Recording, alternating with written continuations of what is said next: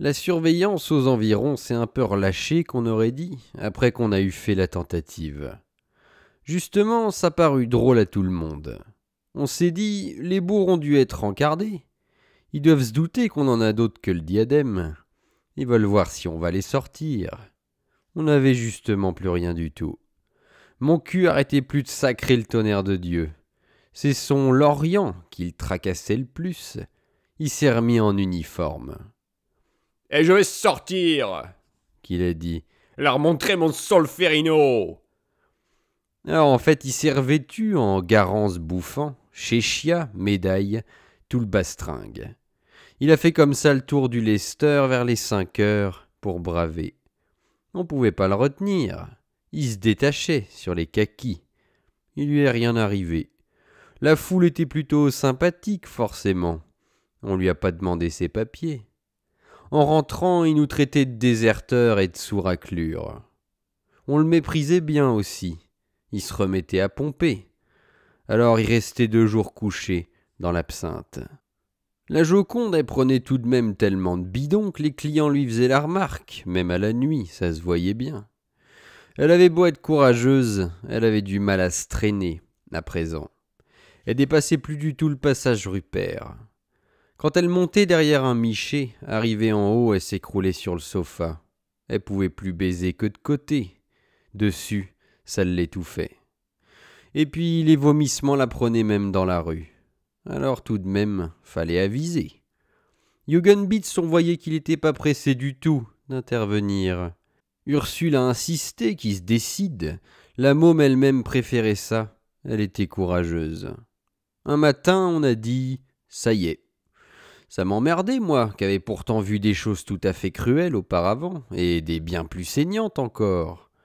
Mais sur une femme, c'est différent quand même, surtout sur la Joconde qui était si frêle, et puis le dedans du cul d'aller fouiller avec des pinces, ça crispe quand même. On avait tout préparé la chambre à Ursule pour ça, le lit était tout recouvert d'un double drap et d'un imperméable. La Joconde a ouvert les cuisses, on y a mis un coton dans la bouche pour qu'elle morde sans crier. On y a lié les mains derrière le dos. Aumône d'un côté, Cantalou de l'autre, y tenait les jambes. Moi, je tenais la lampe à hauteur du vagin.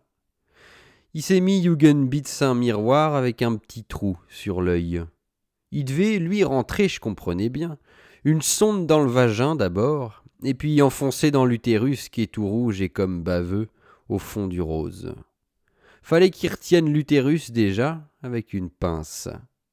Il a tiré dessus d'abord, mais il tremblait trop avec sa main gauche pour atteindre le petit trou au fond où fallait qu'il aille. Il a essayé avec la droite. Il cognait ses binocles dans le petit miroir. Ils sont tombés. Il a fallu tout recommencer. Il effleurait le petit trou baveux au fond avec sa tige, mais il n'osait pas rentrer dedans. Il transpirait de partout, Jugenbitz. Il avait la grelotte aussi comme bijou. C'était évident qu'il était maladroit comme un cochon. Tous ceux qui étaient autour, on se rendait compte. La môme Joconde, elle gémissait dans son coton. « Mais ta gueule, tu sens rien !» Qu'elle la calmait Ursule. « Je me le suis fait moi-même, même plus de 10 fois, nous fais pas chier !» Alors il s'est décidé, Jugenbitz. On le pressait pas, mais il commençait à se douter qu'on le trouvait bien con, nous autres, comme chirurgiens. Il changeait de sonde tout le temps. Il trouvait pas mieux le trou du fond. Un coup, il pousse, la Joconde hurle, comme si on l'étrangle. Ça saigne à flot. « Ce n'est qu'à demi dedans ?» qui fait Jugenbitz, tout éberlué. Il était rentré dans le bord du trou. On a bourré vite le vagin de tampon. Ça s'est arrêté de saigner.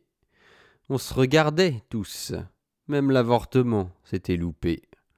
La Joconde d'être tripotée dans le sexe, ça l'avait sonné encore plus. Elle restait comme morte en travers du plumard. Elle cherchait même plus à se couvrir. Elle grelottait. On lui a fait un moine. Jugenbitz y bafouillait pour se justifier. « C'est l'antéversion qui m'empêche.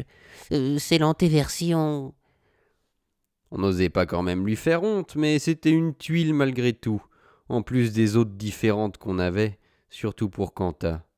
Ursule, elle se sentait moins discrète. Mais ça m'étonne, hein? Qu'elle a dit à Hugenbitz. Moi, je sais pas si je suis anti-version, mais je me le fais bien moi-même et plus de 10 fois. Je l'ai fait avec ma glace et une aiguille à tricoter. Et comme ça. Alors elle a relevé ses jupes et s'est accroupie comme pour pisser. Et elle nous a fait la démonstration comment qu'elle le faisait descendre en souriant bien comme ça, la connasse. Tous on se marrait de la voir. Hugenbitz y voulait du coup retenter la chance sur la môme, parce qu'il avait peur qu'on le vire à la rue, puisqu'il était bon à rien. Mais Quentin, qui comprenait mieux les choses, s'est opposé. Ursule est revenue à la charge. Ben, j'y ferai, moi, quand elle sera mieux. Je saurais bien, hein. Elle est pas autrement faite qu'une autre. Hugenbitz s'est remonté là-haut, dans la soupente. Boros foutait de sa gueule aussi. La Joconde, elle a fait vilain tout le lendemain. Elle avait la fièvre. On les a mis ensemble avec Bijou pour qu'ils se réconfortent l'un l'autre dans la même piole. On n'avait plus absolument qu'Ursule au tapin. La mère Council commençait à faire des remarques. On lui devait des notes de 2 semaines. Je pouvais pas tout le temps tirer d'Angèle des livres pour tous les copains. Surtout qu'elle était à cran plutôt, parce que sa sœur, elle la trouvait pas bien courageuse, ni des merdes. Elle s'en ressentait pas beaucoup, Sophie, pour le tapin, au début. Elle s'est montrée quand même à la royale. Elle a tout de suite dérouillé. Elle en ramenait à Lester. Ça faisait un peu de monde.